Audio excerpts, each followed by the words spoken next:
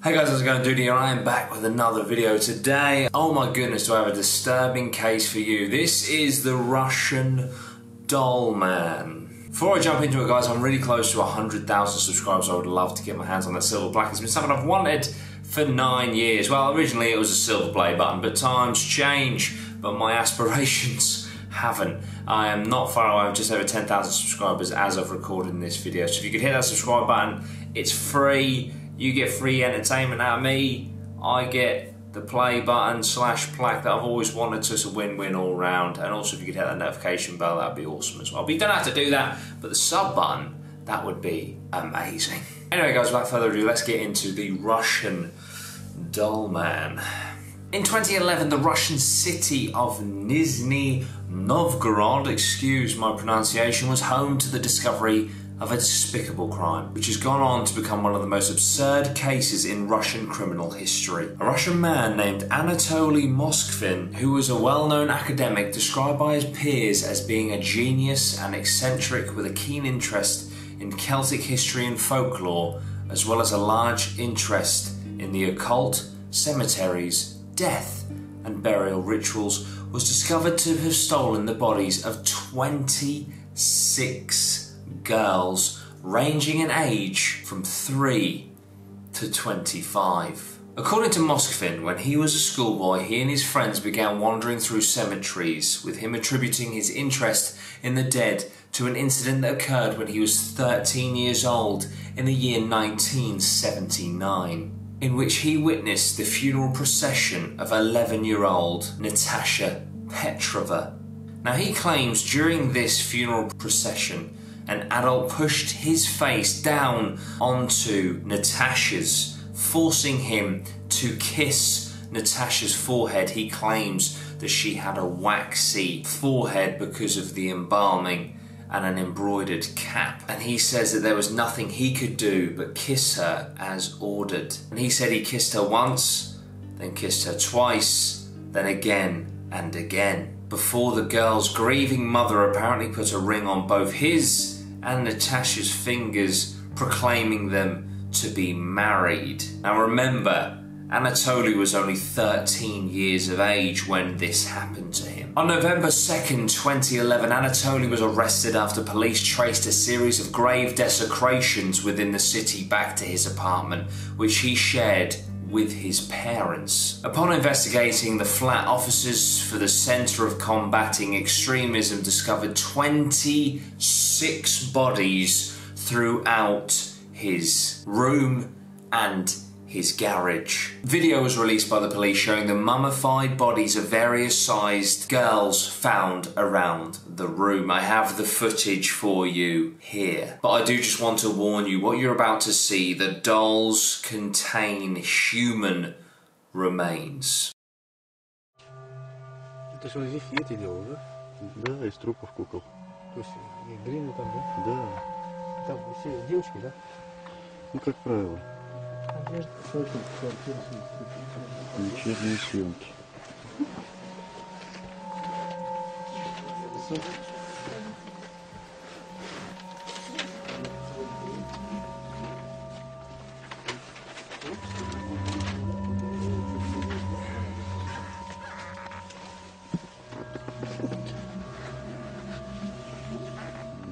Ноги.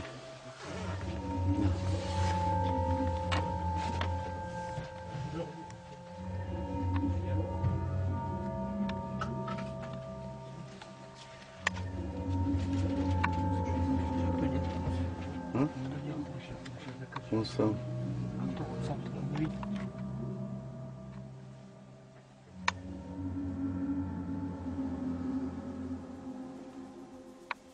Now it is reported that up to 150 grave desecrations were discovered within the city, and that although only 26 bodies were found in his apartment, he is thought to have committed a large number of these desecrations, and police found maps of various cemeteries in his possession, with investigators later concluding that several bodies came from cemeteries as far away as Moscow, roughly 250 miles away. So you have to imagine this man has allegedly travelled 250 miles each way to get to the cemetery, desecrate a grave, take the body of a girl between the age of 3 and 25, load it into his car, and then drive 250 miles back to his home with the body to then do this doll making process and live with the body. Bearing in mind, he lived with his parents as well. Also found in his possession were instructions on how to turn the bodies into dolls, as well as a number of photographs showing the graves and bodies. Moskvin later revealed that he made the many dolls over a decade period. Moskvin conducted an interview after his arrest in which he said that he felt sympathy for the dead children, with the belief that they could be resurrected through either science or black magic. During his study of Celtic culture, Moskvin learned about their practice of communicating with spirits. He also is said to have studied Siberian culture to find methods of spirit communication. At some point, Moskvin came across the obituary of a young child that spoke to him, leading to him enacting a druid method of spiritual communication, in which he slept on the grave to speak to the spirit of the child buried within. In doing this, Moskvin determined whether the spirit wanted to be resurrected or not, and then dug up the body if the spirit wished to be revived, claiming that he never dug up a body without the spirit's permission.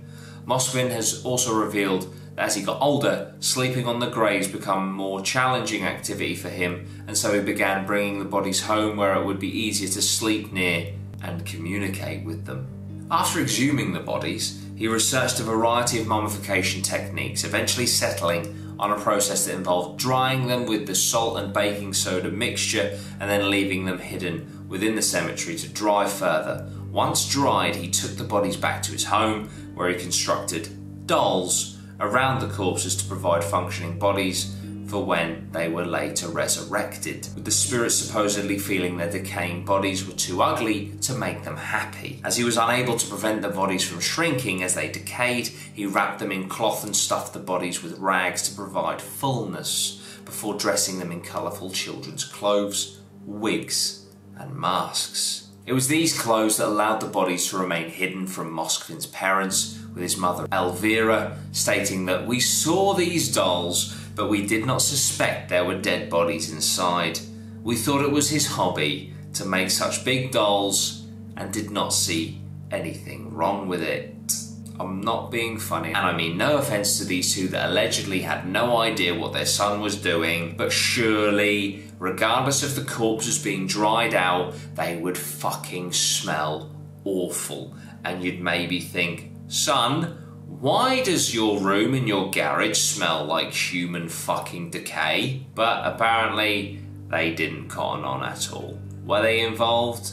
Nobody knows. What do you guys think down below? Were the parents in on it? Let me know your thoughts. Moskvin knew that what he was doing was illegal, however felt the children needed to be saved and that his intention was more important than obeying the law. Moskvin considered the dolls to be his children, and though he never had any children of his own, did at one point attempt to adopt a daughter. However, this was prevented by his low income at the time. It should also be noted that Moskvin spoke to and sang songs to the children, watching cartoons with them, and even throwing them parties on their birthdays and other holidays. After his arrest, Moskvin was evaluated by a psychiatric facility which determined that he suffered from paranoid schizophrenia. This illness meant that in 2012 the court of Nizhny Novgorod deemed him unfit to stand trial, and instead of sentencing him to coercive medical measures which would force him to receive treatment for his illness and to be contained in a psychiatric facility with regular reviews of his incarceration,